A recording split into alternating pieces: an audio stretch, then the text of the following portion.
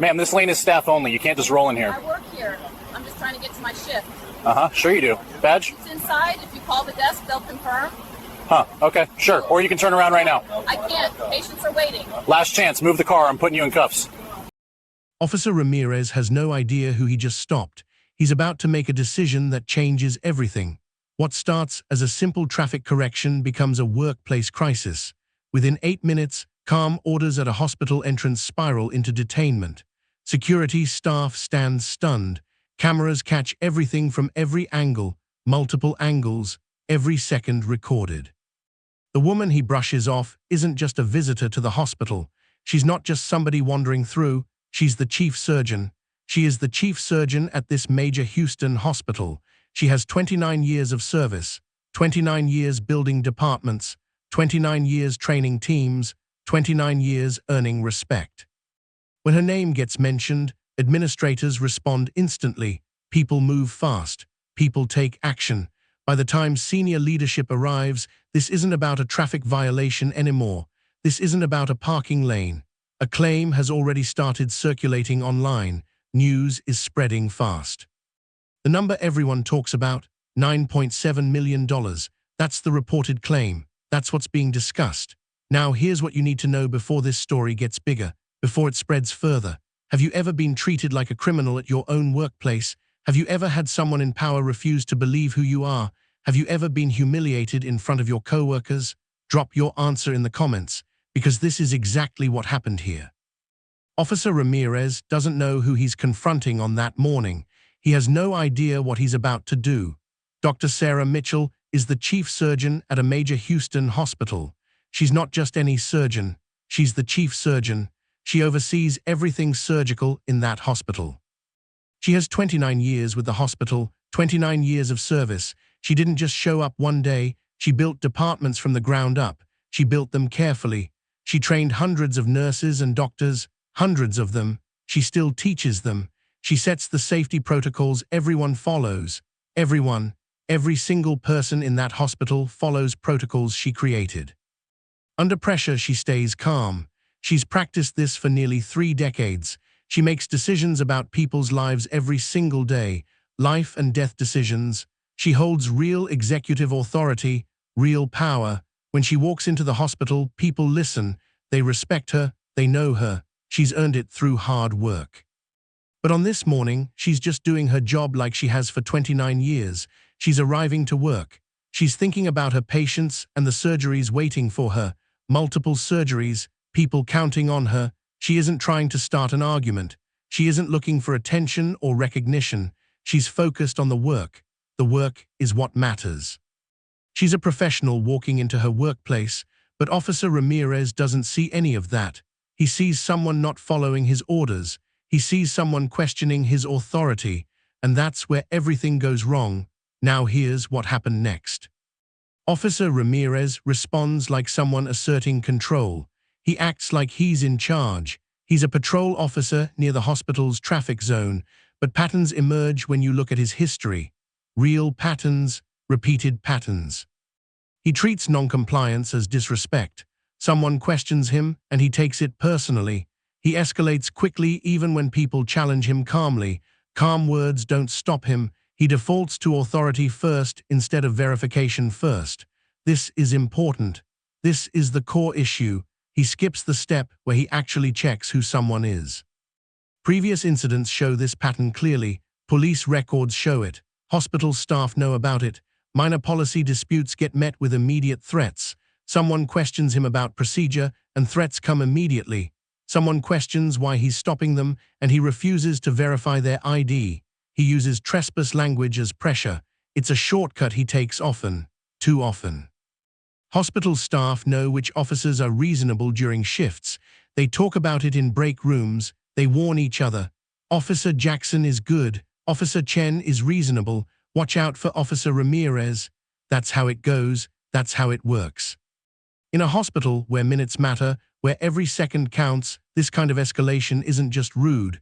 It's dangerous. It delays care. It stresses patients and staff. Patients are already stressed. Staff are already busy. They don't need this. A simple entry into the hospital becomes a confrontation that nobody needs. Nobody asked for this. Let me know what you think about this in the comments.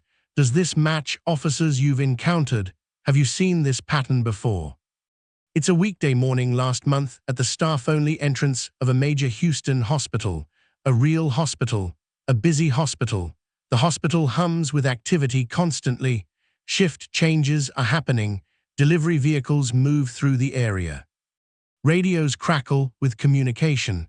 Automatic doors open and close. An ambulance sounds in the distance somewhere. Security staff stand nearby watching the entrance. A few employees move through the area.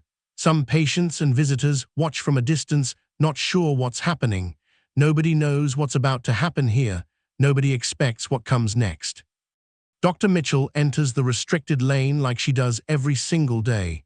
This is her lane. She has every right to use it.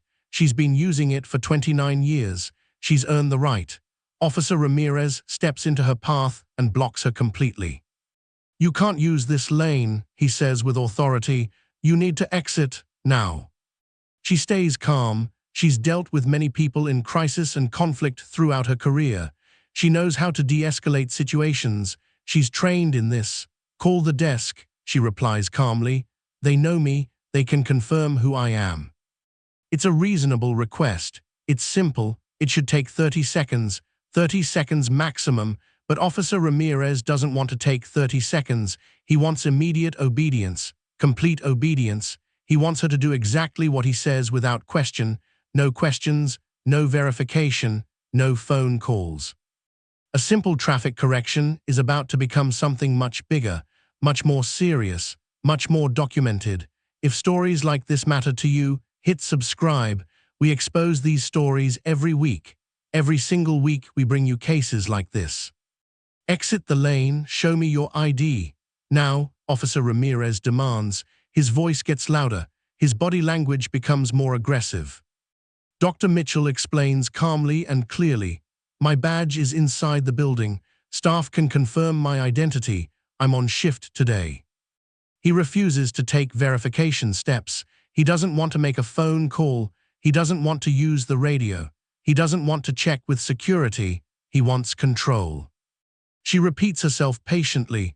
"Please verify with someone. Anyone can confirm I work here. Anyone." Officer Ramirez shifts tactics. He moves toward accusation. His voice changes.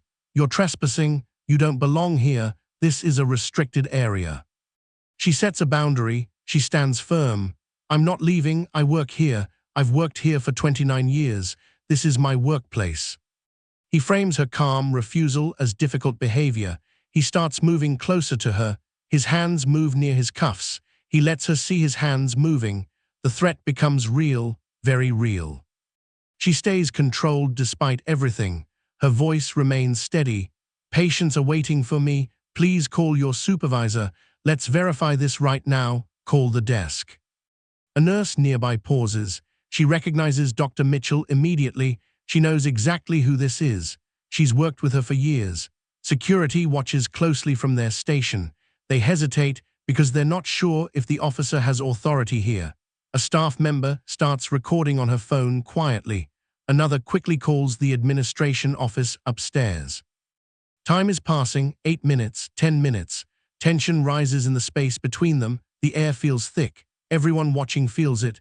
But Dr. Mitchell holds her ground. She doesn't back down. She doesn't beg. She doesn't panic. She doesn't cry. She stays professional. She stays calm. But Officer Ramirez continues pressing. He won't stop. He won't verify. He won't listen. Comment below what you would do in this situation. Officer Ramirez takes a physical step forward. He initiates detention. He moves toward hands-on tactics. The threat of cuffs becomes real, very real. This is no longer a conversation. This is no longer discussion. This is arrest. Dr. Mitchell requests verification one more time. Her voice remains calm. "Just call the desk. Check with anyone, anyone." Then the radio shifts everything. Someone says into the radio, "That's the chief surgeon. That's Dr. Mitchell." Officer Ramirez hears it but doubts it. He thinks the staff is bluffing for him. He thinks they're trying to get him to back down. He thinks they're protecting one of their own. He doubles down on his position instead. He decides to push harder. But witnesses keep speaking. A senior nurse steps forward. She moves closer. I know her. She's been here for 29 years. I've worked with her. This is Dr. Mitchell. I've worked under her. I know her. Hospital security speaks next. They move closer too. We can confirm her credentials right now. She works here. She's on the schedule. She's on today's schedule. She's supposed to be here. An administration coordinator comes to the area quickly. They have the schedule printed. They have confirmation. She's listed on the staff schedule. She's approved to use this entrance. This is the correct procedure. But Officer Ramirez still resists. He still seems unwilling to accept the simple truth. This simple fact. Bodycams record the moment, every moment. CCTV cameras capture every angle from multiple positions, different angles. Phone cameras catch the audio and video from staff members watching from different areas. Suddenly, people realize what's happening. The shift supervisor is notified immediately. The hospital security director is called. They're moving toward the scene now, moving fast. Word about this is spreading through the hospital quickly, very quickly. But Officer Ramirez tries to backtrack quietly. He tries to minimize what happened. He tries to pretend it wasn't as bad as it was. But documentation controls the situation now. Video controls the narrative now. Multiple witnesses have seen everything. Nothing can be explained away. Nothing can be hidden. The moment is frozen in time. The moment is documented completely. The moment is public. A senior administrator arrives with a higher-ranking officer. They move with purpose and speed. They know the situation already. They've been briefed. This needs resolution fast, very fast. Credentials are confirmed immediately. Within seconds, tenure is verified right there. Identity is confirmed completely. The process takes minutes, only minutes. Minutes that Officer Ramirez refused to spend at the beginning, minutes he wouldn't use for verification. They review the ID in person. They check the schedule with her name on it. They confirm staff-only lane rules and procedures. They understand immediately what happened. They see it clearly. Witness interviews begin quickly. Security explains what they saw. They describe everything. The nurse confirms the identity without hesitation. Staff members describe the detention step by step. The evidence stacks up instantly. It's overwhelming. Officer Ramirez's claims get compared to reality, face-to-face comparison. He said she refused to identify herself, but verification was offered immediately by her. She offered it multiple times. He said she didn't belong at the hospital, but she's the chief surgeon with 29 years of service, known to staff, known to everyone. He claimed trespass was justified, but a restricted lane is not the same as criminal trespass, not even close. Detention ends. The administrator directs Officer Ramirez to disengage. The officer steps back. His authority ends. His control ends. His moment ends. Everything stops. The incident gets logged for review. Documentation is filed. Chain of command notifications are sent everywhere. People at higher levels now know what happened. Officer Ramirez shows irritation, then silence. He tries to minimize quietly. I was just doing my job, he says quietly. But his job wasn't done correctly. His job wasn't done fairly. His job wasn't done with respect for another human being. It wasn't done with proper procedure. It wasn't done with verification. Dr. Mitchell regains her composure quickly. She pushes down the stress. She thinks about her patients waiting. She thinks about the surgeries scheduled. She has work to do. People are counting on her. But footage is leaving the hospital now. The recordings are being copied. The videos are being shared. The moment is about to become public, very public. If stories like this matter to you, hit that subscribe button. We are building something important here, something that matters.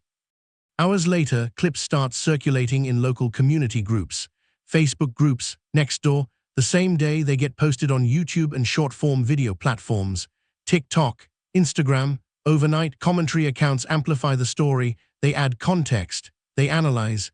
The narrative spreads everywhere. Morning comes and local media starts asking questions. News stations pick it up.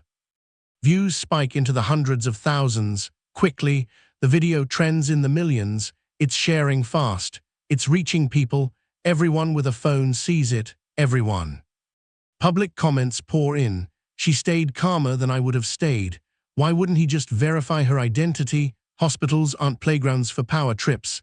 This could have delayed patient care. What if a surgery got delayed? The comments capture something real, something true. People recognize the problem immediately. People understand the danger. People see the injustice clearly. The hospital confirms an internal review is starting. They move fast. The police agency acknowledges that the officer's conduct is under review. Official statements come out carefully, measured words. Officer Ramirez issues a short statement or no comment at all. He stays quiet mostly. Better to stay quiet. The number circulating online is $9.7 million. That's the reported claim. That number sparks widespread discussion everywhere. People debate it online. People question it. People react to it. Some think it's too high. Some think it's deserved. Some don't understand how a traffic stop became a detention. Type justice if you agree with what people are saying in the comments. Share this if you think others should see this story. This story was shared millions of times. It reached people who never would have seen it otherwise. Dr. Mitchell's legal team files a claim. It's a civil rights claim. It's an unlawful detention claim.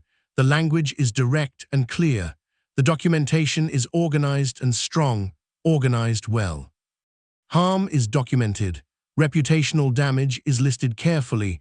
Professional disruption is detailed step by step.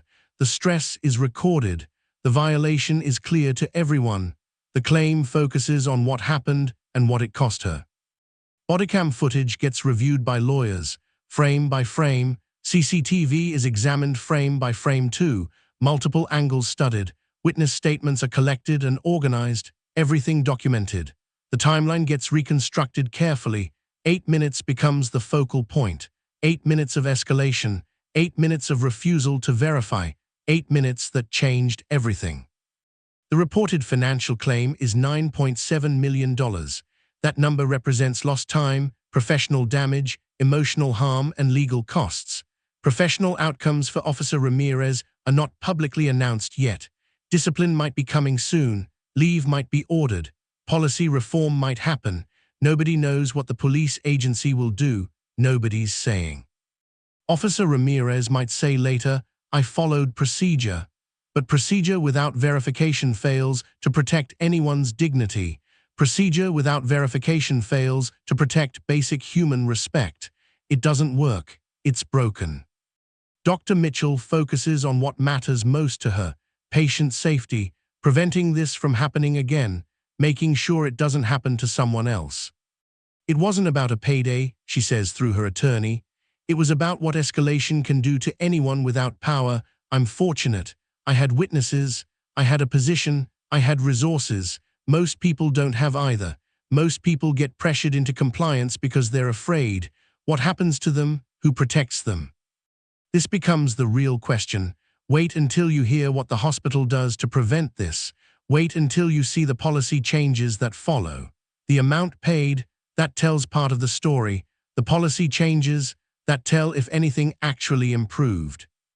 Dr. Mitchell releases a quiet statement through the hospital's public relations office and her attorney. She describes the humiliation at her workplace entrance, the humiliation of being detained there. She describes the stress it caused her, real stress, physical stress. She describes the disruption to patient care, patients waiting, surgeries delayed. The impact ripples outward. From a professional perspective, she makes something clear, something important. Verification saves lives. Assumptions cost them lives. In a hospital setting, assumptions about who belongs create real dangers, real risks. She offers advice to other workers facing similar situations. Stay calm when confronted by authority. Document what happens to you. Ask for verification. Get the officer's name. Request a supervisor. Don't sign anything. Don't agree to things out of fear, out of pressure. She sends a message to authorities everywhere. Respect isn't optional in places where suffering happens. In hospitals, people are vulnerable. Patients are vulnerable. Staff members carry that responsibility.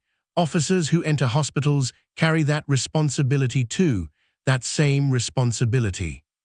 She makes requests clear, implement clear de-escalation policy in hospital zones, require mandatory verification before any detention, train officers on hospital culture and procedures, create accountability for violations, real accountability. She expresses gratitude to the staff who responded quickly. She thanks security who stood firm and helped her. She thanks the administrator who arrived and took control. She thanks the witnesses who spoke truth about her identity, the nurse, the security coordinator, everyone. No one should be treated like a threat for simply going to work, she says. No one should be detained at their own workplace without verification. No one should experience what I experienced that morning. I'm sharing this so others know they can speak up. I'm sharing this so others know they're not alone. I'm sharing this to create change. The root problem sits deeper than one officer. Much deeper, escalation culture versus verification mindset is the core issue. The real problem, authority-first thinking replaces verification-first thinking. This is the problem. This is what needs to change. Trespass becomes a shortcut accusation in public spaces. Easy accusation. Officers skip verification steps entirely. They assume non-compliance means guilt. It doesn't. They prioritize control over accuracy. Wrong priority. Policing hospital flow like a criminal perimeter is fundamentally dangerous.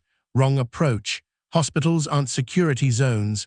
Hospitals are places of healing. Different rules apply. Different thinking should guide decisions. Different training should be required. This case differs because the victim had senior status, witnesses, multiple camera angles. ND institutional resources. She had power. Most people don't have any of that protection. Most workers get pressured into compliance because they're afraid. Fear works. Most victims go silent because fighting back costs too much. Costs time, costs money, costs emotional energy. Solutions exist. They're known. Clearer lane signage helps prevent confusion. Staff credential protocols help verify identity. Hospital-specific officer training helps change attitudes. Bodycam review and supervisory oversight help ensure accountability. Stronger verify-first policies help protect everyone. Public transparency helps create change. But change requires pressure from public attention. Change requires accountability, real accountability. Change requires people speaking up and demanding better standards, better procedures, better respect. So let me ask you, should an officer detain someone at their own workplace without making one verification call, just one? If cameras hadn't been rolling, if there had been no witnesses, would anyone have believed her? Would her story get told? How many workers get pressured into compliance just to avoid a scene? How many people choose silence over conflict because they fear what comes next? How many times does this happen that we never hear about? Because if we don't demand verification-first policing, then we're just waiting for the next officer, the next victim, the next patient whose care gets delayed, the next emergency.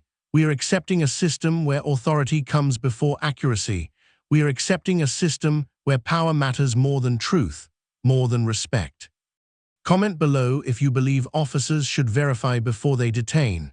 Comment if you think this policy should change in every hospital nationwide. If you think stories like this matter, if you think we need to keep exposing these situations and keep demanding better standards, hit that subscribe button now, right now. We're going to keep bringing you these stories. We're going to keep showing what happens when systems fail. We're going to keep demanding accountability and change. We're not stopping. This isn't just about Officer Ramirez or one chief surgeon. This is about all of us. This is about the public behavior we tolerate and the standards we accept. This is about respect. This is about protection. See you in the next one.